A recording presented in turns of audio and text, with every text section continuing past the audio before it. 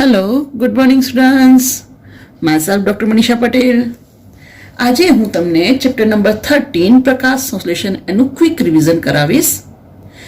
તો પ્રકાશ સંશ્લેષણ એટલે આપણને ધ્યાન છે કે ભાઈ લીલી વનસ્પતિ સૂર્યપ્રકાશની હાજરીમાં પોતાનો ખોરાક જાતે બનાવે છે, રાઈટ, શર્કરા સ્વરૂપે. તો પ્રકાશ સંશ્લેષણની જે પ્રક્રિયા છે એનો અભ્યાસ લગભગ 300 વર્ષ પૂર્વે શરૂ થયો હતો.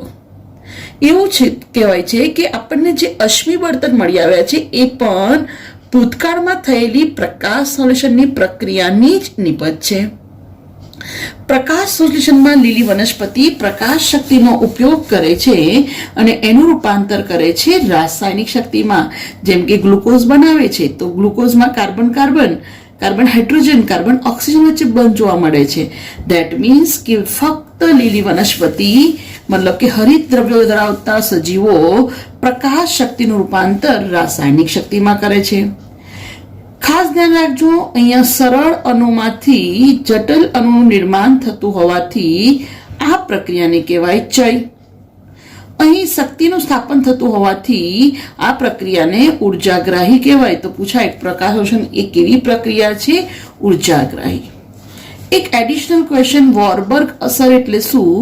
તો જ્યારે O2 ની સાંદ્રતા વધે તો બહુ જ વધારે પડતા O2 ની સાંદ્રતા જ્યારે હોય અને પ્રકાશ સંશ્લેષણનો વેગ ઘટે, એનો દર ઘટે તો એને વોરબર્ગ અસર કહેવાય. સેકન્ડ થિંગ ધ્યાન રાખજો કે 90% જે વનસ્પતિ છે એમાં પ્રકાશ સંશ્લેષણ ફાઇટોપ્લેન્ક્ટોન્સ અને સમુદ્રની લીલ કરે છે. સેકન્ડ થિંગ કે જ્યારે પણ પ્રકાશની તીવ્રતા બહુ જ વધે ત્યારે હરિત દ્રવ્યનું વિઘટન થાય. હરિત દ્રવ્યનું વિઘટન થાય જેને કહેવાય ફોટો ઓક્સિડેશન.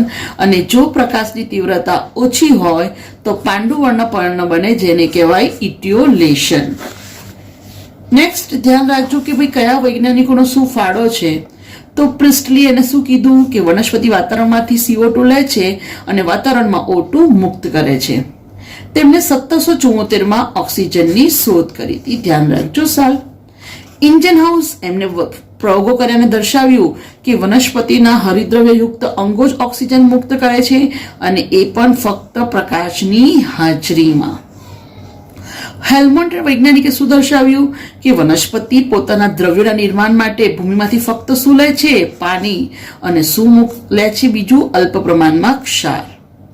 ત્યાર પછી મોસ્ટ ઇમ્પોર્ટન્ટ વોન નીલ એમને શું કીધું કે ભાઈ જે પણ ઓક્સિજન મુક્ત થાય છે એનો સ્ત્રોત પ્રક્રિયાનો પાણી છે. અને પ્રકાશ સંશ્લેષણ નામમાં જ આવી જાય છે કે જે પ્રકાશ આધારિત પ્રક્રિયા. પ્રકાશ એટલે લાઇટ, સંશ્લેષણ એટલે નિર્માણ થવું, પ્રકાશની હાજરીમાં દ્રવ્યોનું નિર્માણ થવું. તો હિલ નામના વૈજ્ઞાનિકે જે સમીકરણ આપ્યું 6CO2 + 12H2O will gives C6H12O6 + 6H2O + 6O2. આ પ્રકાશનું સમીકરણ યાદ રાખજો. ઓકે. અને એન્જલમેન એમને સ્પાયરોકાયરા, ક્લેડોફોરા લીલ અને જારક બેક્ટેરિયા પર પ્રયોગો કર્યા હતા અને એમને સક્રિય વર્ણપટનું વર્ણન કર્યું હતું. રાઈટ. તો આ વૈજ્ઞાનિકો ધ્યાન રાખજો. હવે નેક્સ્ટ આગળ જોઈએ તો ખાસ ધ્યાન રાખજો કે ભાઈ પ્રકાશ સંશ્લેષણની જે પ્રક્રિયા છે એમાં ઘણા બધા પર્ણમાં રંજક દ્રવ્યો આવેલા હોય છે. તો આ રંજક દ્રવ્યોનું અલગીકરણ કરવામાં આવે છે કોના દ્વારા? Paper chromatography. રંજક દ્રવ્યોના અલગીકરણ માટે કયો શાનો ઉપયોગ થાય છે? Paper chromatography. સેકન્ડ થિંગ યાદ રાખજો કે જ્યારે આપણે ક્લોરોફિલ એ ની વાત કરીએ તો ક્લોરોફિલ એ ભૂરાશ પડતા લીલા રંગનું છે. એનું સૂત્ર થાય C55H72O5N4 અને Mg. હવે ક્લોરોફિલ બી ની વાત કરીએ તો એ પણ યલોઇશ ગ્રીન હોય છે, રાઈટ. તો ક્લોરોફિલ બી નું સૂત્ર ભૂલથી પૂછે તો ધ્યાન રાખવાનું ક્લોરોફિલ એ -H2 + ઓક્સિજન કરી દો તો કોનું બંધારણ? ક્લોરોફિલ. જ્યારે પણ ક્લોરોફિલની વાત આવે તો ધ્યાન રાખવાનું કે એના કેન્દ્રમાં મેગ્નેશિયમ હોય, ક્લોરોફિલ, એના સેન્ટરમાં શું હોય? મેગ્નેશિયમ. આ ઉપરાંત એમાં 4 પાયરોલ રિંગ હોય. શું હોય? 4 પાયરોલ રિંગ. 1 ફાઇટોલ પુચ્છ હોય. રાઈટ? આવી પાયરોલ રિંગ હોય છે અને ફાઇટોલ પૂંછડી હોય છે. એમાં જે શીર્ષ છે એ 15 બાય 15 એંગસ્ટ્રોમ હોય છે અને જે પૂછ હોય છે એ કેટલું હોય છે? 20 એંગસ્ટ્રોમ. બરાબર. બીજું ઝેન્થોફિલ. તો ઝેન્થોફિલ પીળાશ રબરતા રંગનું રંજક દ્રવ્ય છે અને કેરેટોનોઇડ્સ એ પીળા અથવા પીળાશ પડતા નારંગી રંગના હોય છે. બીજો આપણને ખબર છે કે ભાઈ પ્રકાશ સોલ્યુશનની વાત આવે તો એમાં મહત્તમ પ્રકાશ સોલ્યુશન ભૂરા અને લાલ રંગમાં થાય છે. હવે બીજું કે ભાઈ પ્રકાશ સંશ્લેષણની ક્રિયા થાય છે ક્યાં? તો પ્રકાશ સંશ્લેષણની ક્રિયા હરિત દ્રવ્યયુક્ત જે મેઇન અંગિકા છે, જેને આપણે કિચન ઓફ ધ સેલ કહીએ છીએ, દેટ ઇઝ હરિતકણ. હરિતકણમાં 2 આવરણ હોય છે. બહારનું આવરણ સળંગ હોય છે અને અંદરનું સ્તર અનેક ગળીઓયુક્ત પટલમય તંત્ર રચે છે, જેને કહેવાય ગ્રેના. ગ્રેનાને સાંકળતો આ જે પટલ છે જેને કહેવાય આંતરગ્રેનમ પટલ. તો આ જે છે એ છે આંતરગ્રેનમ પટલ. હરિતકણની વાત કરીએ તો હરિતકણમાં આપણી બુક પ્રમાણે સ્ટાર્ચનો સંગ્રહ કરતા સ્ટાર્ચ કણ આવેલા છે. અહીંયા નાના રિબોઝોમ્સ બતાવ્યા છે. રાઈટ? આ ઉપરાંત લિપિડનો સંગ્રહ કરતા લિપિડ કણ આવેલા હોય છે. આ આખી ગ્રાના અને ગ્રાના સિવાયનો વચ્ચેનો જે વિસ્તાર છે એને કહેવાય સ્ટ્રોમા. રાઈટ? અને આ છે 2 ગ્રેનાને જોડતી રચના આંતરગ્રેનમ પટલ. રાઈટ? બીજું ધ્યાન રાખજો કે જે સિક્કાની થપ્પીઓ જેવી જે રચના છે, આખી બધી બોજ થપ્પીઓની જેવી રચના હોય તો એને કહેવાય ગ્રેના અને સિંગલ હોય એને કહેવાય ગ્રેનમ. સિક્કાની સિંગલ થપ્પી હોય એને કહેવાય ગ્રેનમ અને બધી બોજ થપ્પીઓ હોય તો એને કહેવાય ગ્રેના. ગ્રેનમમાં એક જે સિંગલ સિક્કો હોય છે એને કહેવાય થાઇલેકોઇડ અને થાઇલેકોઇડમાં શું આવેલા હોય છે? કરેક્ટ, હરિત દ્રવ્ય. હવે આ જે પ્રકાશ સંશ્લેષણની પ્રક્રિયા થાય છે, પ્રકાશ સંશ્લેષણની પ્રક્રિયામાં મેઇન કોણ ભાગ ભજવે છે? LHC, લાઇટ હાર્વેસ્ટિંગ કોમ્પ્લેક્સ અથવા તો સંકુલ. લાઇટ હાર્વેસ્ટિંગ સંકુલ. લાઇટ હાર્વેસ્ટિંગ સંકુલ જેને એન્ટેના કહીએ છીએ, એમાં શું હોય છે? તો સહાયક રંજક દ્રવ્યો. રાઈટ? અને મેઇન હોય છે, ખાસ ધ્યાન રાખજો, પ્રક્રિયા કેન્દ્ર તરીકે કોણ વર્તે? તો હંમેશા ધ્યાન રાખજો ક્લોરોફિલ એ. તો ક્લોરોફિલ એ પ્રક્રિયા કેન્દ્ર તરીકે વર્તે છે. બાકીના બધા જે છે એ છે સહાયક રંજક દ્રવ્યો. સહાયક રંજક દ્રવ્યો. સહાયક રંજક દ્રવ્યો પ્રકાશ શક્તિનું શોષણ કરે છે અને એ પ્રકાશ શક્તિ છેલ્લે ક્યાં જાય છે? પ્રક્રિયા કેન્દ્ર, દેટ ઇઝ ક્લોરોફિલ એ. આ પ્રક્રિયા કેન્દ્ર એમાં રહેલા ક્લોરોફિલ ઉત્તેજિત થાય છે અને ઇલેક્ટ્રોન મુક્ત કરે છે અને આ ઇલેક્ટ્રોનનો સ્વીકાર કરે છે કોણ? પ્રાથમિક વિજાણુ ગ્રાહક. કોણ હોય છે? ફિયોફાઇટિન. કયું પ્રોટીન? ફિયોફાઇટિન. હવે ધ્યાન રાખજો કે આ જે ક્લોરોફિલ એ છે, આ પ્રક્રિયાના ક્લોરોફિલ એના અણુ કેટલી તરંગ લંબાઈનું શોષણ કરે છે એના આધારે એના બે પ્રકાર છે, PS1 અને PS2, જે શોધાયા હતા એના આધારે નંબર 1 અને 2 આપ્યો છે. જેના પ્રક્રિયા કેન્દ્રના ક્લોરોફિલ એના અણુ 700 નેનોમીટર તરંગ લંબાઈની શોષણ કરે એને કહેવાય PS1 ફોટોસિસ્ટમ 1 અથવા એને જ P700 કહેવાય. જ્યારે જેના પ્રક્રિયા કેન્દ્રના ક્લોરોફિલ એના અણુ 680 નેનોમીટર તરંગ લંબાઈની શોષણ કરે એને કહેવાય ફોટોસિસ્ટમ 2, that is P680. તો ધ્યાન રાખજો, PS1 કેટલી તરંગ લંબાઈનું શોષણ કરે અને PS2, PS1 જેને P700 પણ કહેવાય અને PS2 જેને P680 કહેવાય. હવે આવે છે મોસ્ટ ઇમ્પોર્ટન્ટ વસ્તુ કે ભાઈ પ્રકાશ સંશ્લેષણની આ જે પ્રક્રિયા છે, તો પ્રકાશ સંશ્લેષણની પ્રક્રિયા કેટલા ભાગોમાં વહેંચાયેલી છે. તો પ્રકાશ સંશ્લેષણ આ પ્રક્રિયા મુખ્યત્વે બે ભાગમાં વહેંચાય છે. ખાસ ધ્યાન રાખજો, પ્રકાશ પ્રક્રિયા અને અંધકાર પ્રક્રિયા. પ્રકાશ પ્રક્રિયા અને અંધકાર પ્રક્રિયા. પ્રકાશ પ્રક્રિયા નામ પ્રમાણે જેના માટે પ્રકાશની હાજરી અનિવાર્ય છે.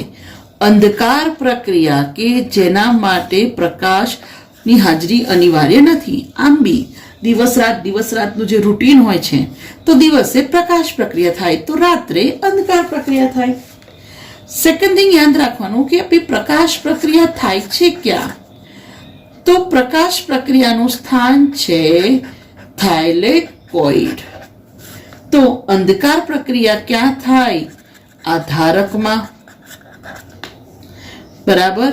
અને અંધકાર પ્રક્રિયા માટે ધ્યાન રાખજો, પ્રકાશની ગેરહાજરીમાં થાય છે, પણ તે પ્રકાશ પ્રક્રિયાની નિપજો પર આધારિત છે. શાના પર આધારિત છે? પ્રકાશ પ્રક્રિયાની નિપજો. પ્રકાશ પ્રક્રિયાની નિપજો કઈ છે? મેઇનલી બે, એટીપી અને NADPH2. ઠીક છે, ઓકે.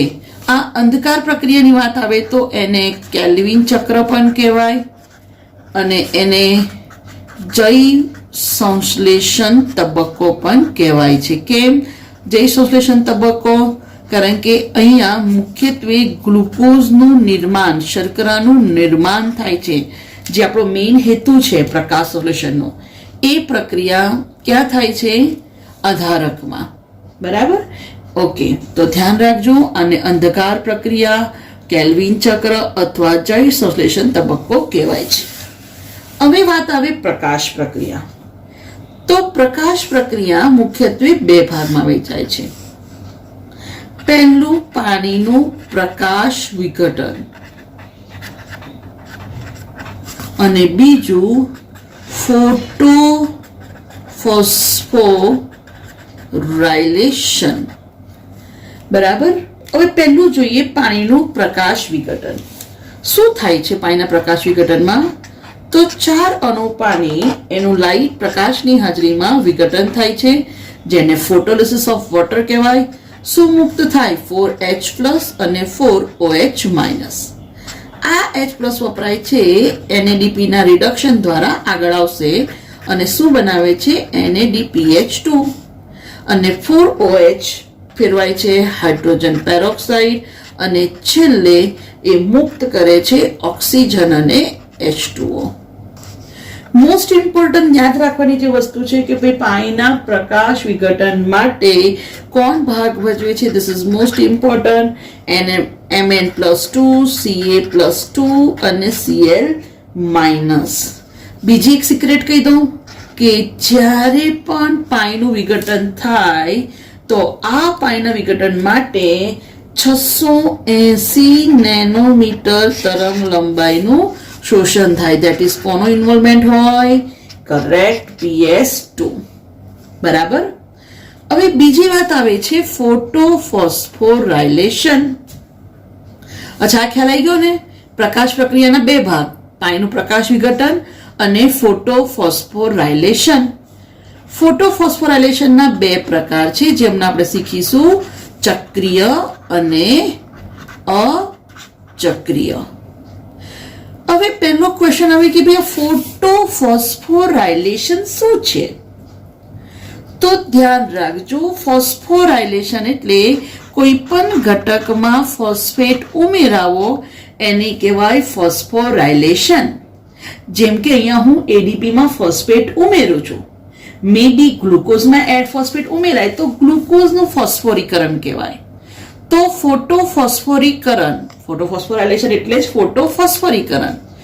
તો કોઈ પણ સંયોજનમાં ફોસ્ફરસ ઉમેરાય તો એને કહેવાય એનું ફોસ્ફોરીકરણ. તો અહીંયા એડીપીનું ફોસ્ફોરીકરણ થઈને બને છે એટીપી, તો એને કહીશું એડીપીનું ફોસ્ફોરીકરણ. હવે મોસ્ટ ઇમ્પોર્ટન્ટ શબ્દ તોડો, ફોટોફોસ્ફોરાયલેશન. ફોસ્ફોરાયલેશન એટલે ફોસ્ફોરીકરણ, ફોટો એટલે પ્રકાશ. તો આ પ્રકાશ સંશ્લેષણની પ્રક્રિયામાં જેમાં પ્રકાશ શક્તિ દ્વારા એડીપીનું ફોસ્ફોરીકરણ થઈને એટીપી બને એને કહેવાય ફોટોફોસ્ફોરીકરણ. સમજ્યા? ફોસ્ફોરીકરણ માટે જરૂરી શક્તિ કોના દ્વારા મળે?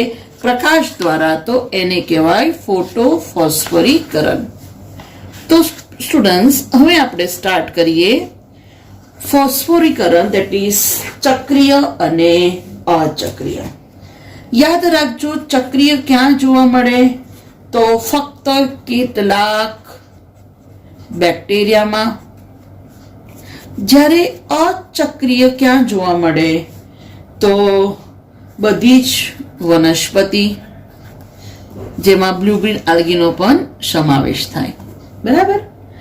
તો હવે વાત કરીએ ચક્રીયની. તો ખાસ ધ્યાન રાખજો કે ભાઈ ચક્રીયમાં કોનો સમાવેશ થાય છે? તો ચક્રીયમાં PS1 ભાગ લે છે. PS1 એના પ્રક્રિયા કેન્દ્રના ક્લોરોફિલ એના અણુ પ્રકાશ શક્તિનું શોષણ કરે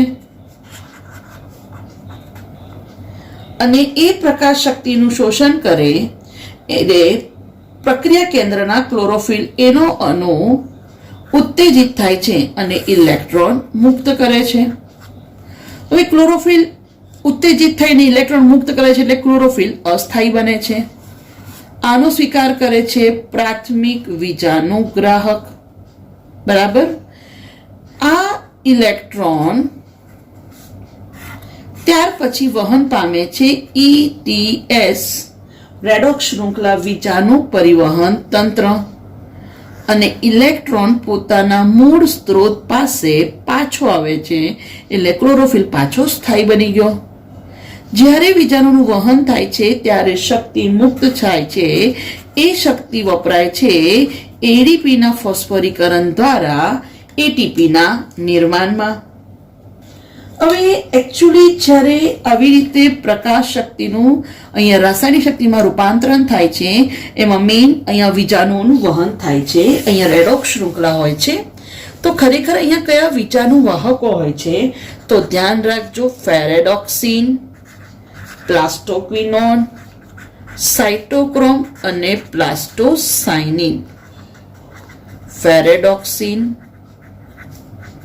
પ્લાસ્ટોક્વિનોન, સાઇટોક્રોમ અને પ્લાસ્ટોસાઇનિન. એવું કહેવાય છે કે જ્યારે ફેરેડોક્સિન સુધી ઇલેક્ટ્રોનનું વહન થાય ત્યારે એક એટીપી અને પછી એક એટીપી, ખરેખર તો ચક્રીયમાં 2 એટીપીનું નિર્માણ થાય છે. અહીંયા અગત્યની વસ્તુ એટીપી બને છે અને ઇલેક્ટ્રોન પોતાના મૂળ સ્ત્રોત પાસે પાછા આવે છે. બરાબર? હવે અચક્રીયની વાત કરીએ તો અચક્રીયમાં બંને પાર્ટ લે છે, PS2 અને PS1. PS2 એટલે ખબર છે ને 680 નેનોમીટર અને PS1 એટલે 700. હવે અગેન બંને પ્રક્રિયા કેન્દ્રના ક્લોરોફિલ પ્રકાશ શક્તિનું શોષણ કરે છે. પ્રકાશ શક્તિનું શોષણ કરે એટલે સૌ પ્રથમ PS2 જે 680 તરંગલંબાઈનું શોષણ કરે છે એ ઉત્તેજિત થાય છે ક્લોરોફિલ અને ઇલેક્ટ્રોન મુક્ત કરે છે, જે વિજાનુગ્રાહક ઇલેક્ટ્રોનને સ્વીકારે છે. રાઈટ. હવે આ ઇલેક્ટ્રોન ત્યાર પછી વિવિધ વિજાણુવાહકો દ્વારા વહન પામે છે.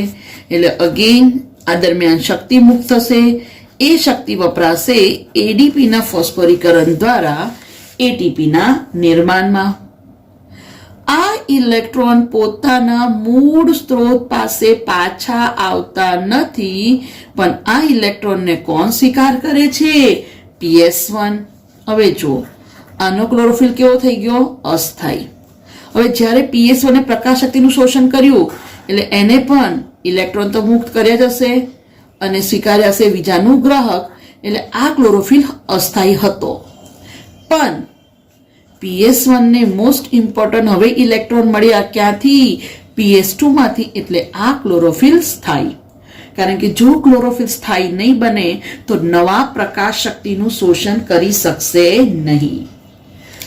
હવે PS1 ના જે ઇલેક્ટ્રોન હતા એ વિજાનુગ્રાહકે સ્વીકાર્યો. ત્યાર પછી FD બંધિત અને દ્રાવ્ય ફેરેડોક્સિન દ્વારા એનું વહન થાય છે અને એ વપરાય છે NAD ના P ના રિડક્શન દ્વારા. કોનું નિર્માણ? NADPH2. રાઈટ. તો અહીંયા જોઈ શકો છો કે ઇલેક્ટ્રોન મૂળ સ્ત્રોત પાસે પાછો ફરતો નથી. એટલે આપણને ખબર પડી જ ગઈ કે ભાઈ PS2 નો ક્લોરોફિલ તો હજુ અસ્થાયી છે, એટલે એના માટે પ્રોબ્લેમ છે. તો PS2 ઇલેક્ટ્રોન ક્યાંથી મેળવે છે? તો ધ્યાન રાખજો કે અહીંયા બીજી એક વિશિષ્ટ ઘટના થાય છે, પાઈનું વિઘટન.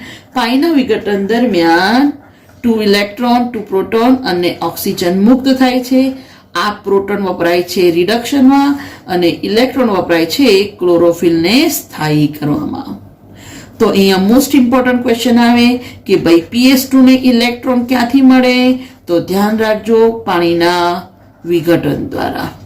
PS1 ને ઇલેક્ટ્રોન ક્યાંથી મળે? તો PS2 માંથી. PS1 ના ઇલેક્ટ્રોન ક્યાં જાય? તો NADP ના રિડક્શન માટે વપરાય. ઠીક છે. હવે પહેલો જ ક્વેશ્ચન આવે કે ભાઈ તો ચક્રીય અને અચક્રીયમાં તફાવત શું? ઓકે, તો ચક્રીય એમાં ફક્ત PS1 ભાગ લે છે, જ્યારે અહીંયા PS1 અને PS2 બંને ભાગ લે છે. ચક્રની રેડોક્સ શૃંખલા ફેરેડોક્સિન, પ્લાસ્ટોક્વિનોન, સાઇટોક્રોમ અને પ્લાસ્ટોસાઇનિન છે. તો અચક્રની તમને શૃંખલા કહી દઉં: ક્વિનોન, પ્લાસ્ટોક્વિનોન, સાઇટોક્રોમ અને પ્લાસ્ટોસાઇનિન. અચક્રીયની વાત, પહેલા ચક્રીય. તો ચક્રીયમાં એટીપી બને છે પણ NADPH2 બનતા નથી, જ્યારે અહીંયા એટીપી અને NADPH2 બંને બને છે. ધ્યાન રાખજો, આ બંને ક્યાં વપરાશે? અંધકાર તબક્કામાં. ઠીક છે. સેકન્ડ થિંગ, ચક્રીયમાં પાણીનું વિઘટન થતું નથી.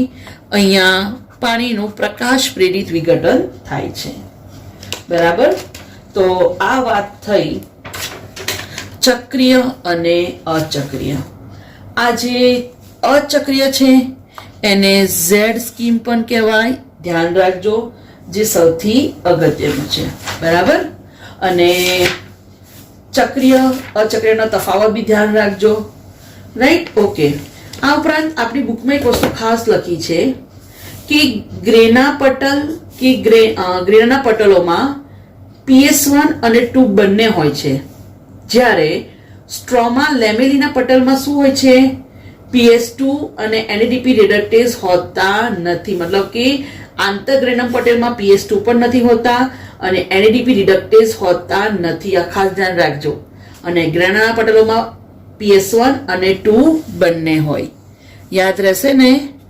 ગ્રેના પટલ, રાઈટ, એમાં PS1 અને 2 બંને હોય, જ્યારે આંતરગ્રેનમ પટલની વાત કરીએ તો એમાં PS2 અને NADP રિડક્ટેઝ હોતા નથી. આ ધ્યાન રાખજો. બરાબર. હવે આ વાત થઈ ચક્રીય અચક્રીય. હવે નેક્સ્ટ જે જોવાનું છે આપણે એ કેલ્વિન ચક્ર. બરાબર, કેલ્વિન ચક્ર અથવા આપણને ખબર છે એને શું કહેવાય, અંધકાર તબક્કો. રાઈટ. કેલ્વિન ચક્ર એની શોધ કોને કરી હતી? Melvin kelvin. ઓકે, પ્રકાશ પ્રક્રિયા તો પતી ગઈ. હવે નેક્સ્ટ ક્વેશ્ચન આવતો હતો કે ભાઈ જ્યારે પણ પ્રકાશ પ્રક્રિયા થાય તો પ્રકાશ પ્રક્રિયા દરમિયાન એટીપી એટલે કે પ્રકાશ સંશ્લેષણની પ્રકાશ પ્રક્રિયામાં એટીપી અને NADPH2 ઉત્પન્ન થાય છે. આ એટીપી અને NADPH2 વપરાય છે ક્યાં? તો અંધકાર પ્રક્રિયામાં. એટલે પહેલો ક્વેશ્ચન આવે કે ભાઈ જ્યારે પ્રકાશન થાય છે, CO2 નો ઉપયોગ થાય છે, તો પહેલી નિપજ શું મળે છે? દરેકમાં સેમ હોય છે? તો ના. મેલ્વિન કેલ્વિને ક્લોરેલા લીલ પર રેડિયોએક્ટિવ તત્વ C14 નો ઉપયોગ કર્યો. C14 નો ઉપયોગ કર્યો અને જોયું કે કેટલીક વનસ્પતિમાં પ્રકાશ સંશ્લેષણની જે પ્રક્રિયા થાય છે, CO2 નું સ્થાપન થાય છે, તો નિપજ મળે છે 4 કાર્બનયુક્ત સંયોજન. Right. OAA oxalo acetic acid. તો જેમાં C4 4 કાર્બનયુક્ત સંયોજન મળે છે એને નામ આપ્યું C4 પથ. અને જેમાં 3 કાર્બનયુક્ત સંયોજન મળે જેમ કે PEP તો એને નામ આપ્યું C3 પથ. રાઈટ. તો ફરી એકવાર થોડુંક ડિટેલમાં જોઈ લઈએ.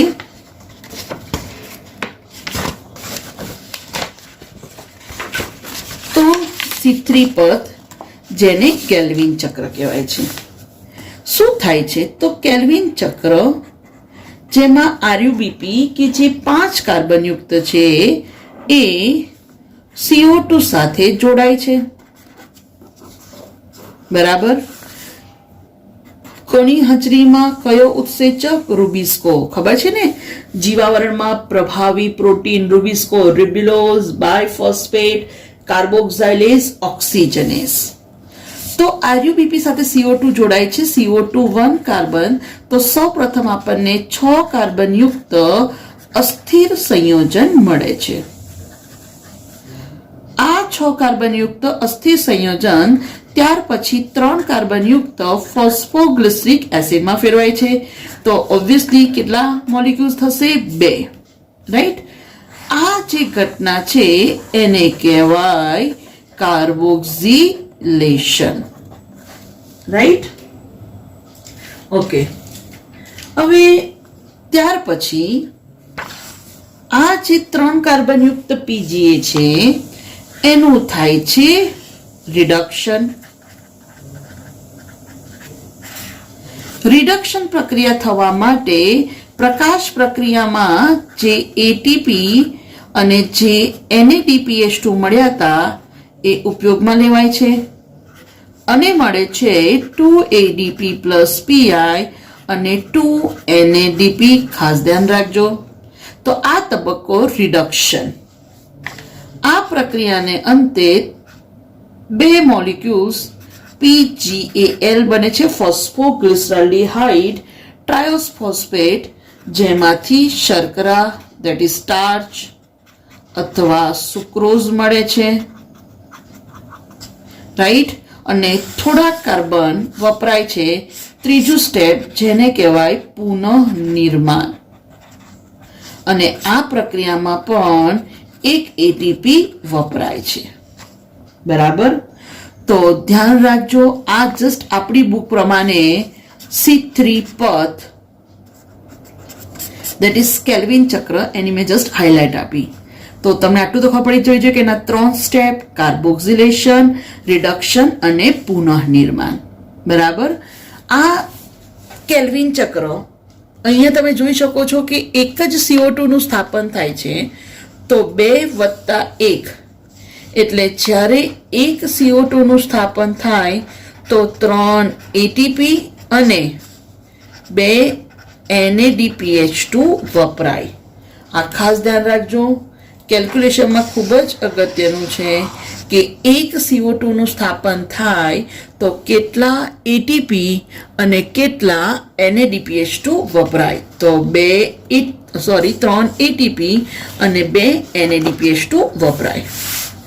આ તો તમારી બુક પ્રમાણે કેલ્વિન ચક્ર થયું, પણ એક્ઝેક્ટલી એમાંથી કેવી રીતે ગ્લુકોઝ બને છે એ તમારી બુકમાં સમજાવ્યું નથી. તો ચલો એનું ફટાફટ રિવિઝન કરી લઈએ. તો જે આરયુબીપી છે, આરયુબીપી આપણને ખબર જ છે 5 કાર્બન. આ આરયુબીપી CO2 સાથે જોડાય. CO2 કેટલા કાર્બન? 1 કાર્બન. તો હમણાં જ આપણે જોયું કે ભાઈ સૌથી પહેલા મળે છે 6 કાર્બન યુક્ત અસ્થિર સંયોજન. હવે ધ્યાન રાખજો, હું એવું કહું છું કે જો 6 molecule of આરયુબીપી 6 molecule of CO2 જોડાય તો અસ્થિર સંયોજનના પણ કેટલા મોલેક્યુલ્સ મળે?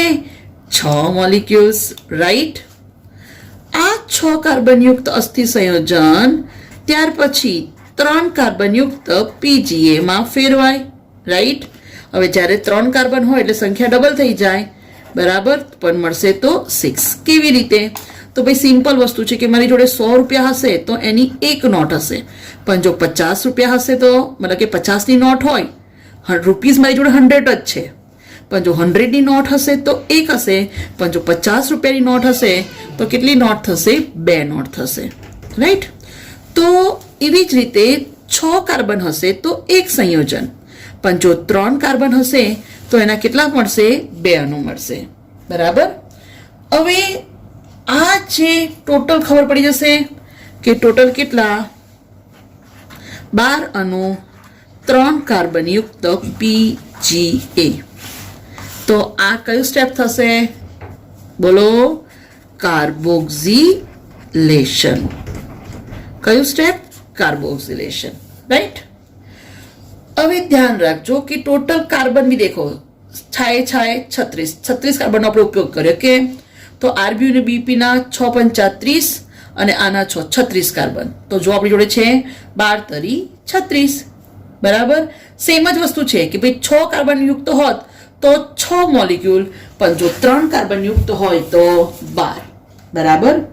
હવે આ જે 12 PGA છે, આ 12 PGA એનું થાય છે રિડક્શન. આ રિડક્શનમાં અગેન પ્રકાશ પ્રક્રિયાના એટીપી અને NADPH2 વપરાય છે, રાઈટ? NADPH2 રિડક્શન થાય છે એટલે મળે છે 12 મોલિક્યુલ્સ NADP. તો થઈ ગયું રિડક્શન અને મળશે 12 PGAL. નાવ હવે મોસ્ટ ઇમ્પોર્ટન્ટ કે ભાઈ આ જે 12 PGL છે, 12 PGL માંથી 2 ભાગ પડે છે, 10 PGAL અને 2 PGAL. પહેલા 10 PGL ની વાત કરી લઈએ. 10 PGL એટલે સમજમાં આવે છે ને? 10 PGL એટલે કેટલા કાર્બન? 10 તરી 30, બરાબર? કેટલા કાર્બન થશે? 30 કાર્બન, રાઈટ? સોરી. તો આ જે 10 PGL છે, હવે તમને એક સમજાવી દો ફરીથી. જેમ કે 10 PGL છે એટલે 3 કાર્બન વાળા 10 અણુ છે, બરાબર? 1 2 3 4 5 6 7 8 9 અને 10, બરાબર? તો 10 કાર્બન મતલબ કે 10 અણુ છે, પણ કેટલા કાર્બન વાળા? 3 કાર્બન. થઈ ગયું ને? પહેલો, બીજો, ત્રીજો, ચોથો, પાંચમો, છઠ્ઠો, સાતમો, આઠમો અને 10, 9 ને 10, મતલબ કે આ આપણી જોડે છે 10 અણુ PGAL. પણ PGL કેટલા કાર્બન યુક્ત? 3. હવે ધારો કે હું આમાંથી 5 કાર્બન યુક્ત જો આરયુબીપી બનાવું તો કેટલા બનશે? 1 2 3 4 5 અને 6. ખબર પડી ગઈ. 6 મોલિક્યુલ 5 કાર્બનયુક્ત આરયુબીપી. આમ બી કેલ્ક્યુલેશન બી જુઓ, 10 તરી 30, કેટલા કાર્બન? 30. 6 પંચા 30. તમે જોઈ લીધું, અહીંયા પણ કેટલા કાર્બન છે? 30 કાર્બન. સમજમાં આવ્યું? ઓકે. જેમ કે બીજું એક્ઝામ્પલ પહેલા આપ્યું હતું એમ કે મારી જોડે 100 રૂપીસ ડન, 100 રૂપીસ જ છે. તો 100 રૂપીસની નોટ હોય તો 1, 50 રૂપીસની નોટ હોય તો કેટલી થાય? 2, 20 રૂપીસની નોટ હોય તો 5, 10 રૂપીસની હોય તો 10, 5 રૂપીસની નોટ હોય તો 20 અને 1 રૂપીસનો કોઈન હશે તો 100. પણ દરેકનું જુઓ, 100, 100, 100, 100, 100 અને 100.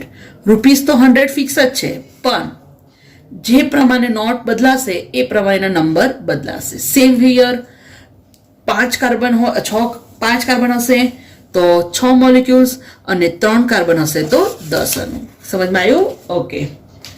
નાઉ તો ખબર પડી ગઈ. તો 10 PgL વપરાય છે શાના માટે? 6 કાર્બનયુક્ત આરયુબીપી નું પુનઃનિર્માણ.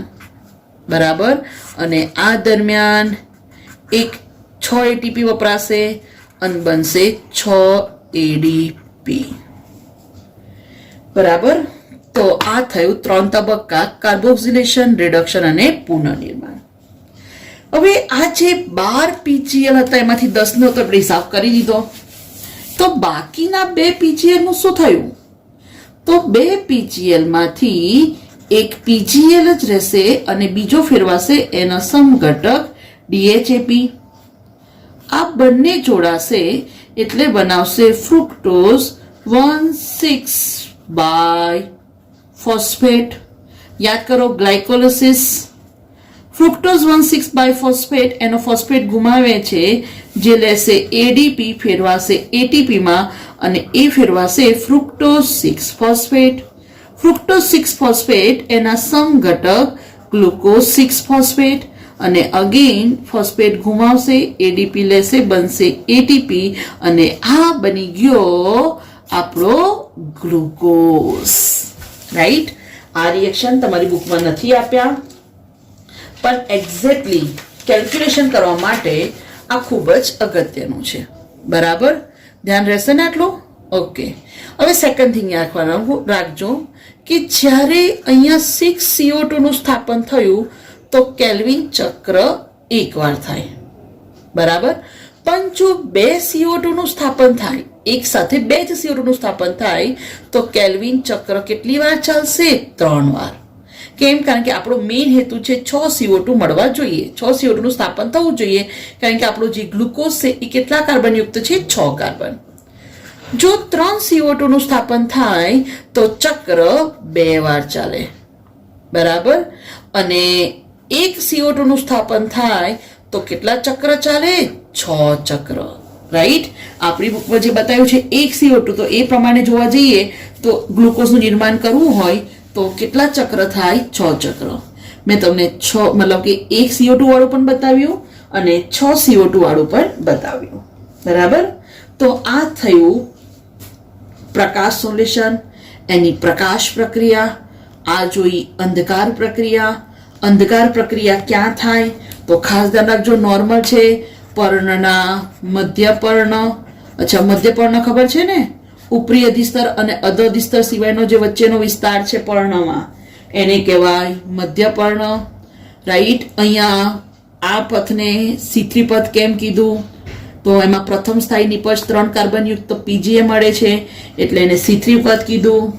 એની શોધ મેલ્વિન કેલ્વિને કરી હતી એટલા માટે એને કેલ્વિન ચક્ર પણ કહેવાય. CO2 નો પ્રથમ ગ્રાહક RUBP, પ્રથમ નિપજ 3 કાર્બનયુક્ત PGA. બરાબર. ઓકે. અને કેલ્વિન ચક્રના 3 સ્ટેપ, કાર્બોક્સિલેશન, રિડક્શન અને પુનઃનિર્માણ. આ પ્રક્રિયા હરિતકણના આધારકમાં થાય છે. અંધકાર પ્રક્રિયા છે, પ્રકાશ પ્રક્રિયાની નિપજ પર આધારિત છે. 1 CO2 નું સ્થાપન થાય તો 3 ATP અને 2 NADPH2 વપરાય. અને 6 CO2 નું સ્થાપન થાય તો 6 CO2 માટે વાત કરીએ તો 18 એટીપી અને 12 NADPH2 વપરાય. કેલ્ક્યુલેશન માટે ધ્યાન રાખજો. ઠીક છે? ઓકે.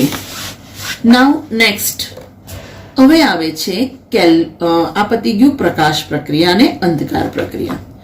હવે બીજી એક આવે છે C4 પથ. C4 પથ અથવા એને હેચ સ્લેક પથ પણ કહેવાય. શું કહેવાય એને? હેચ સ્લેક પથ. કેમ એને હેચ સ્લેક? તો ભાઈ વૈજ્ઞાનિકના નામ પરથી એને હેચ સ્લેક પથ કીધું. ઉષ્ણકટિબંધની વનસ્પતિમાં જોવા મળે છે, એટલે ઓબ્વિયસલી ખબર પડી જાય કે જ્યાં તાપમાન ઊંચું હશે. બરાબર. સેકન્ડ થિંગ, આ જે C4 વનસ્પતિ છે એમાં ખાસ કરીને પર્ણમાં વિશિષ્ટ રચના જોવા મળે છે. આ વિશિષ્ટ રચનાને કહેવાય ક્રેન્સ પેશી રચના. શું કહેવાય? ક્રેન્સ પેશી રચના. હું તમને કહું છું શું છે. હવે આ જે વનસ્પતિ છે ઊંચા તાપમાનને સહન કરી શકે છે, પ્રકાશની વધુ તીવ્રતાને પણ સહન કરી શકે છે. બરાબર. અહીંયા એની ઉત્પાદકતા ખૂબ જ વધુ હોય છે. ઓકે. હવે વાત આવે ક્રેન્સ પેશી રચના એટલે શું? તો વહીપુલ એટલે જલવાહક અને અન્નવાહક.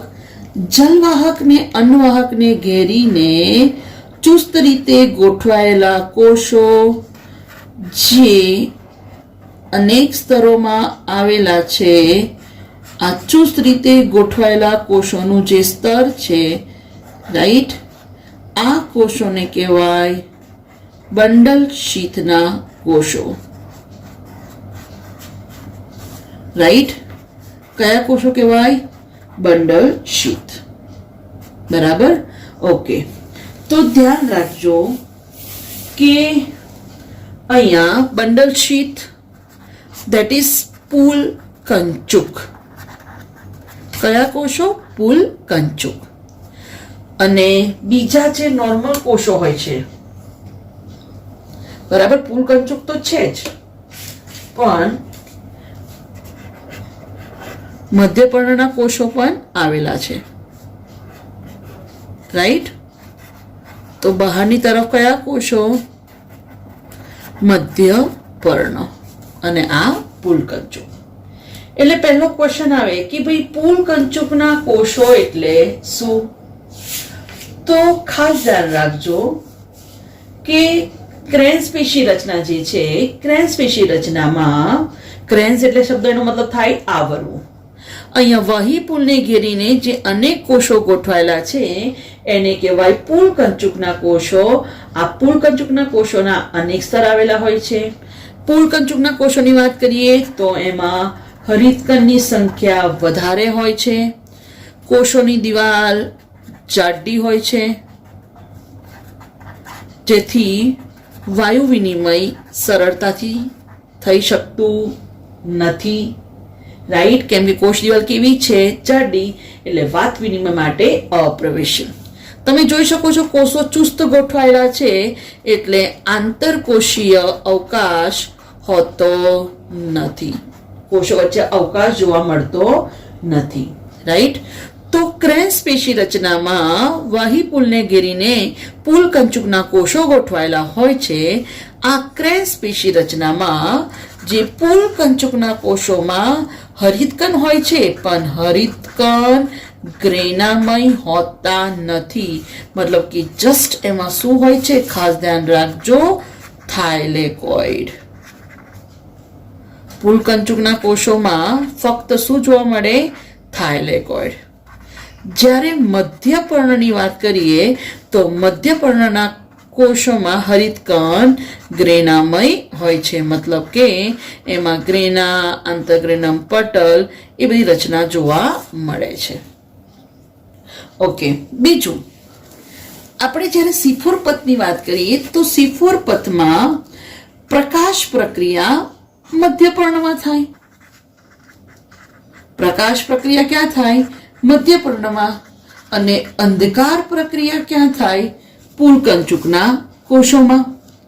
પ્રકાશ પ્રક્રિયા મધ્યપર્ણમાં, પુલકંચુકના કોષોમાં અંધકાર પ્રક્રિયા. બે પ્રક્રિયાઓ અલગ અલગ પ્રકારના કોષમાં થાય છે. અહીંયા પ્રકાશ પ્રક્રિયા, અહીંયા અંધકાર પ્રક્રિયા. તો આ જે ક્રેન્સ પેશી રચના છે એનું મહત્વ સૌથી અગત્યનું કે બે અલગ અલગ પ્રકારના કોષોમાં બે અલગ અલગ પ્રક્રિયા થાય છે. એટલે પ્રકાશ પ્રક્રિયામાં જે પણ ઓક્સિજન ઉદ્ભવે એ સીધો ક્યાં જતો રહે? વાતાવરણમાં. અને આ ઓક્સિજન વાતાવરણમાં જાય એટલે અંદર પુલકંચુકમાં પ્રવેશતો નથી. અને એટલા માટે મોસ્ટ ઇમ્પોર્ટન્ટ અહીંયા પ્રકાશ શ્વસનની સંભાવના રહેતી નથી. પ્રકાશ શ્વસન માટે એવું કહી શકાય કે જેમાં વનસ્પતિ ઓક્સિજન લે છે અને CO2 મુક્ત કરે છે. એટલા માટે આપણને કહે છે કે રાત્રે ઝાડ નીચે બહુ સૂવાનું નહીં. કેમ? કારણ કે વનસ્પતિ પણ શ્વસન કરે છે અને જેમાં એ પોતે ઓક્સિજન લે છે અને CO2 મુક્ત કરે છે. તો ધ્યાન રાખજો, મધ્યપર્ણના કોષોમાં પ્રકાશ પ્રક્રિયામાં ઓક્સિજન ઉદ્ભવે છે, એ સીધો વાતાવરણમાં જાય છે અને પુલકંચુકમાં પ્રવેશતો નથી. અને આમ પણ પુલકંચુકના કોષ દિવાલ જાડી હોવાથી વાયુ વિનિમય માટે કેવી છે? અપ્રવેશશીલ. રાઈટ? તો અહીંયા કઈ પ્રક્રિયાની સંભાવના રહેતી નથી? પ્રકાશ પ્રક્રિયાની સંભાવના રહેતી નથી. ધ્યાન રાખજો, C3 વનસ્પતિમાં તો બંને પ્રક્રિયા એક જ કોષમાં. શામાં? મધ્યપર્ણમાં પ્રકાશ પ્રક્રિયા પણ અને મધ્યપર્ણમાં જ અંધકાર પ્રક્રિયા પણ થાય છે. પણ C4 વનસ્પતિની વાત કરીએ તો બે અલગ અલગ કોષોમાં બે અલગ અલગ પ્રક્રિયા થાય છે. પુલકંચુકમાં અંધકાર, મધ્યપર્ણમાં પ્રકાશ. પુલકંચુકમાં હરિતકણ ગ્રેનામય હોતા નથી, ફક્ત થાઇલેકોઇડ હોય છે. મધ્યપર્ણમાં ગ્રેનામય રચના જોવા મળે છે. ઓકે, સમજમાં આવી ગયું આટલું? ઠીક છે. ક્રાન્સ પેશી રચના આની શોધ હેડ્સલેકે કરી હતી, એટલે એને હેડ્સલેક પદ પણ કહેવાય છે. ખાસ કરીને એકદળી વનસ્પતિ જેવી કે મકાઈ, શેરડી, જુવાર, એમાં આ મતલબ કે પ્રક્રિયા જોવા મળે છે. તો આ વાત થઈ C4 પોત. બરાબર? અને ખાસ ધ્યાન રાખજો, અહીંયા પ્રકાશ શ્વસનની સંભાવના નથી. અને પ્રકાશ શ્વસન નથી એટલે કઈ પ્રક્રિયા વધારે થાય? અંધકાર પ્રક્રિયા. અને જ્યારે પણ અંધકાર પ્રક્રિયા વધારે થાય ત્યારે CO2 ના સ્થાપન દ્વારા શાનું નિર્માણ વધારે થાય? શર્કરા, ધેટ ઇઝ ગ્લુકોઝ. તો અહીંયા આની ઉત્પાદકતા કેવી હોય છે? ઊંચી હોય છે. ધ્યાન રાખજો. હવે વાત આવે છે કે ભાઈ C4 પથ એમાં થાય છે શું? તો જ્યારે C4 પથની વાત કરીએ છીએ તો C4 પથ હમણાં જ કીધું કે ભાઈ બે પ્રકારના કોષો એમાં સમાવાય છે, મધ્યપર્ણના અને પુલકંચુક.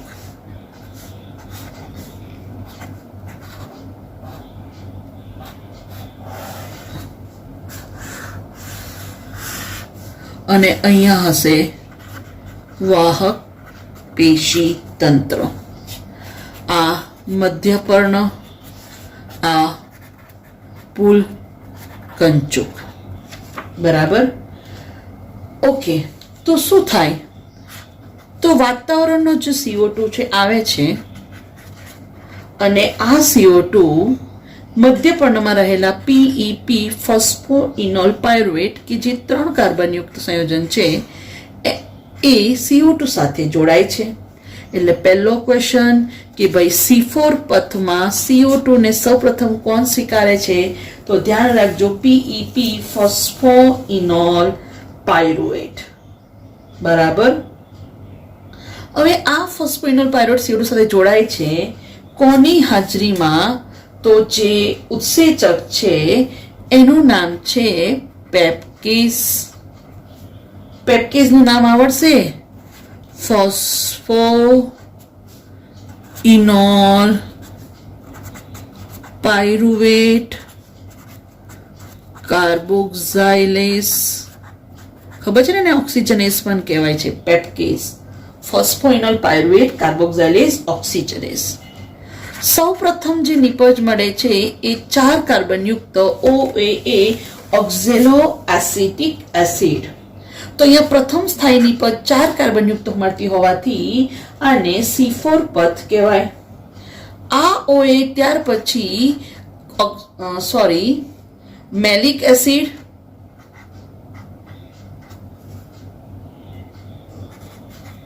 અથવા તો એસ્પાર્ટિક એસિડમાં ફેરવાય છે. આ મેલિક એસિડ ત્યાર પછી મધ્ય પર્ણમાંથી ક્યાં પ્રવેશે છે? પૂલ કંચુકના કોષોમાં. મધ્ય પર્ણમાંથી ક્યાં જાય છે? પૂલ કંચુકના કોષોમાં. કોણ જાય છે? ખાસ ધ્યાન રાખજો, મેલિક એસિડ મધ્ય પર્ણમાંથી ક્યાં જાય છે? પૂલ કંચુકના કોષોમાં. આ 4 કાર્બનયુક્ત એસિડ એનું અહીંયા થાય છે ડીકાર્બોક્સિલેશન, જે કેલ્વિન ચક્ર એના દ્વારા શર્કરાનું નિર્માણ કરે છે. 4 કાર્બનમાંથી ડીકાર્બોક્સિલેશન થયું. ધ્યાન રાખજો, અહીંયા પણ CO2 નું સ્થાપન થયું. અહીંયા 2 વખત CO2 નું સ્થાપન થયું, એક વાતાવરણવાળા અને એક આ CO2, અને અહીંયા મળે છે 3 કાર્બનયુક્ત એસિડ જેનું વહન થાય છે. વહન થઈ અને આ ફરીથી PEP ના પુનઃ નિર્માણમાં સર્જાય છે 3 કાર્બન. તો આ થયું C4 પથ.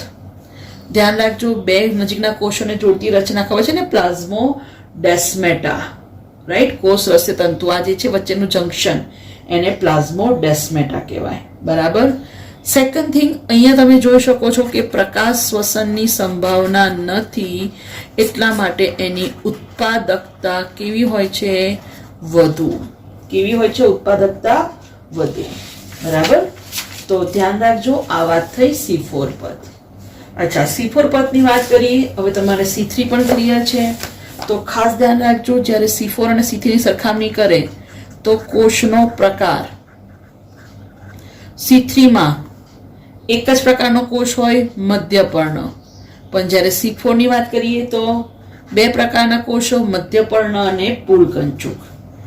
ક્રેન્સ પેશી રચના C3 માં ના જોવા મળે, C4 માં જોવા મળે. હરિત કન્યા પ્રકારની વાત કરીએ તો અહીંયા તો એક જ હોય, ગ્રેનાયુક્ત. અહીંયા 2 પ્રકાર, ગ્રેનાયુક્ત અને ગ્રેના વિહીન. પ્રથમ CO2 ગ્રાહક C3 માં RUBP, અહીંયા PEP. રૂબિસ્કો C3 માં હોય, C4 માં રૂબિસ્કો ના હોય. ધ્યાન રાખજો, અહીંયા રૂબિસ્કો હોતો નથી. PEP ની વાત કરીએ તો પેપ્કેઝ, ફોસ્ફોઇનોલ પાયરુવેટ કાર્બોક્સાઇલેઝ. પેપ્કેઝ C3 માં ના હોય પણ C4 માં હોય. મોસ્ટ ઇમ્પોર્ટન્ટ, પ્રકાશ શ્વસન. પ્રકાશ શ્વસન C3 માં ના થાય પણ C4 માં શક્યતાઓ છે, પણ C4 માં શક્યતા નથી. અને જ્યાં પ્રકાશ શ્વસન નથી થતું એટલા માટે ઉત્પાદકતાની વાત કરીએ તો C3 ની ઉત્પાદકતા ઓછી, એની કમ્પેરમાં C4 ની ઉત્પાદકતા વધારે અથવા તો ઊંચી. કેમ ઊંચી? તો C4 માં પ્રકાશ શ્વસનની સંભાવના નથી. અને CO2 મતલબ કે પ્રથમ નિપજ, તો જ્યારે C3 ની વાત કરીએ તો પહેલી નિપજ શું મળે? PGA, જે 3 કાર્બનયુક્ત હોય છે. અને C4 માં પહેલી નિપજ OAA, ઓક્ઝેલો એસિટિક એસિડ. બરાબર. તો આટલું ધ્યાન રાખજો. આ વાત થઈ હેક્સલેક પથ, અથવા તો શું કીધું એને બીજું નામ? બોલો, C4 પથ. બરાબર. આ ઉપરાંત આપણને ખબર જ છે કે અસરકારકતા પરિબળોમાં ખાસ ન્યૂનતમ માત્રાનો નિયમ કોને આપ્યો તો? બ્લેકમેન. એ ધ્યાન રાખજો. બરાબર. ઓકે. અને ખાસ કરીને કઈ તરંગ લંબાઈમાં પ્રકાશ શ્વસન વધારે થાય છે તો એ પણ ધ્યાન રાખજો. બરાબર. ઓકે. આ ઉપરાંત બીજું શું ધ્યાન રાખવાનું છે કે જ્યારે CO2 સાંદ્રતાની વાત કરીએ તો CO2 સાંદ્રતા C3 વનસ્પતિ. બરાબર. તો C3 માં સંતૃપ્તતા CO2 ની કેટલી હોય? 450 માઇક્રોલીટર પર લીટર. બરાબર. અથવા તો લીટર ઇન્વર્સ કહો તો પણ ચાલે. બરાબર. અને C4 ની વાત કરીએ તો એમાં 360 માઇક્રોલીટર પર લીટર. જ્યાં 3 હોય ત્યાં 4 વાર રાખવાનું, અને 4 હોય ત્યાં 3. એટલે C3 તો 450 અને 4 હોય તો 360. બરાબર. ઓકે, આ ધ્યાન રાખજો. તાપમાન, કઈ વનસ્પતિમાં તાપમાન, તો C4 માં વધુ તાપમાને પ્રતિક્રિયા કરે અને પ્રકાશનો દર વધુ થાય, અને C3 ને ઊંચું તાપમાન જોઈએ, રાઈટ, અને C3 ને નીચું તાપમાન જોઈએ. અને H2O પણ પ્રકાશ સંશ્લેષણ પર અસર કરતું અગત્યનું પરિબળ છે. આ વાત થઈ જે આપણી બુકમાં છે એ પ્રમાણે. પણ આપણી બુકમાં પ્રકાશ શ્વસનનો ઉલ્લેખ નથી, તો હું તમને પ્રકાશ સંશ્લેષણ પ્રકાશ શ્વસન એનું થોડું રિવિઝન કરાવી દઉં. પ્રકાશ શ્વસન, તો પ્રકાશ શ્વસનની ધ્યાન રાખજો કે આ પ્રક્રિયા હરિતકણમાં જ થાય, પ્રકાશની હાજરીમાં જ થાય, બરાબર. પણ અહીંયા ઓક્સિજન વપરાય છે, બરાબર. હવે જો વધારે પડતું CO2 હોય અને બહુ જ પ્રકાશ હોય અને CO2 ના હોય તો હરિતદ્રવ્યનું વિઘટન થાય. તો વધુ પ્રકાશ કેવો છે? વધુ. CO2 નથી, તો આવી કન્ડિશનમાં પ્રકાશ વપરાતો નથી, એટલે શું થાય છે? હરિતદ્રવ્યનું વિઘટન થાય છે, બરાબર, જેને આપણે કીધું હતું ફોટો ઓક્સિડેશન. હવે નેક્સ્ટ, આ જેવું તમને સમજાવવા જઈ રહી છું પ્રકાશ શ્વસન. તો પ્રકાશ શ્વસનમાં યાદ રાખજો ઓક્સિજનની હાજરીમાં થાય છે, બરાબર. ઓકે, અને આ પ્રકાશ શ્વસનમાં મુખ્યત્વે 3 અંગિકા સંકળાય છે: હરિતકણ, પેરોક્સિઝોમ અને કનાભ સૂત્રો. આ સૌથી અગત્યનો ક્વેશ્ચન કે પ્રકાશ શ્વસનની પ્રક્રિયામાં કેટલી અંગિકાઓ સંકળાય છે. તો ધ્યાન રાખજો 3 અંગિકા. સૌથી પહેલી હરિતકણ, બીજી પેરોક્સિઝોમ અને ત્રીજી કનાભ સૂત્રો, બરાબર. ઓકે, તો ખાસ ધ્યાન રાખજો 3 અંગિકાઓ: હરિતકણ, પેરોક્સિઝોમ અને કનાભ સૂત્રો. બીજું શું ધ્યાન રાખશો કે ભાઈ તીવ્ર પ્રકાશ અને અપૂરતા CO2, આ સ્થિતિમાં પ્રકાશ શ્વસન રક્ષણાત્મક ભૂમિકા ભજવે છે. ક્યારે? તીવ્ર પ્રકાશ અને અપૂરતા CO2 ની હાજરીમાં, બરાબર. શું થાય છે અહીંયા? તો વાતાવરણનો ઓક્સિજન સૌપ્રથમ RUBP સાથે જોડાય છે. હવે આપણને ખબર છે ને, રિબ્યુલોઝ બાયફોસ્ફેટ કાર્બોક્સાઇલેઝ ઓક્સિજનેઝ, અને મળે છે સૌપ્રથમ 2 કાર્બનયુક્ત ફોસ્ફોગ્લાયકોલેટ અને 3 કાર્બનયુક્ત PGA. તો સૌપ્રથમ 2 કાર્બનયુક્ત ફોસ્ફોગ્લાયકોલેટ સ્થાયી નિપજ મળતી હોવાથી પ્રકાશ શ્વસનનું બીજું નામ C2 પથ. આ ફોસ્ફોગ્લાયકોલેટ એનું વિફોસ્ફોરીકરણ થાય છે અને બને છે ગ્લાયકોલેટ. આ ગ્લાયકોલેટ હરિતકણમાંથી નીકળીને ક્યાં જાય છે? પેરોક્સિઝોમમાં. અને આ ગ્લાયકોલેટ ફેરવાય છે ગ્લાયોક્સાઇલેટ. આ ગ્લાયોક્સાઇલેટ ત્યાર પછી ફેરવાય છે ગ્લાયસીનમાં. આ ગ્લાયસીન, ધ્યાન રાખજો કેટલા કાર્બનયુક્ત? 2 કાર્બન. આ ગ્લાયસીન હવે પેરોક્સિઝોમમાંથી બહાર નીકળે છે અને પ્રવેશે છે કનાભ સૂત્ર. ફરી ધ્યાન રાખજો, હું એક શબ્દ બોલી, ગ્લાયસીન 2 કાર્બનયુક્ત છે. ત્યાર પછી આ ગ્લાયસીન એમાંથી એમોનિયા દૂર થાય છે અને એ ફેરવાય છે સેરીનમાં. પણ સેરીન તો 3 કાર્બનયુક્ત છે. અરે મેડમ, અટકો, ગ્લાયસીન તો 2 કાર્બન, સેરીન 3 કાર્બન, કેવી રીતે પોસિબલ છે? જેમ કે આપણે પિઝા હટમાં ગયા, મારી જોડે 500 રૂપિયા છે અને તમે ઓર્ડર આપ્યો 1000 રૂપિયાના પિઝાનો, તો પ્રોબ્લેમ થયો ને? કેમ? પિઝા 1000 રૂપિયાના છે, આપણી જોડે 500 જ રૂપિયા છે, તો બાકીના 500 નું શું? તો આ 500 મારે ક્યાંકથી મેળવવા પડશે. તો હું ફોન કરીશ મારા પપ્પાને કે કોઈને કે ભાઈ મને 500 રૂપિયા આપી જાઓ, તો મારો 1000 રૂપિયાનો બિલ પે થશે. તો એવી જ રીતે ગ્લાયસીન 2 કાર્બનયુક્ત છે, ગ્લાયસીનમાંથી સેરીન બને છે એ 3 કાર્બનયુક્ત. તો કેવી રીતે પોસિબલ છે? તો ખાસ ધ્યાન રાખજો, અહીંયા સુધીની પ્રક્રિયા 2 વાર થાય. મતલબ કે 2 વખત આરયુબી, આ જે એક ચક્ર ચાલ્યું આવું ચક્ર 2 વાર ચાલે.